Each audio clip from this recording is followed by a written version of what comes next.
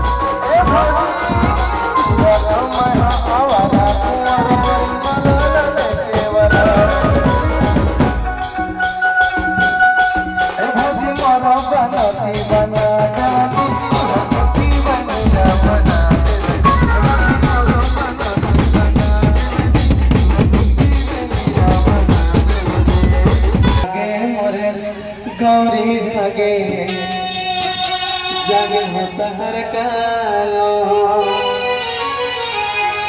अब आए भैया बजवा के तीन नाचने बताते हैं, ठीक है नाचना भी तो ना। गौरा जागे मोर गौरी जागे जागे है सहर कालो।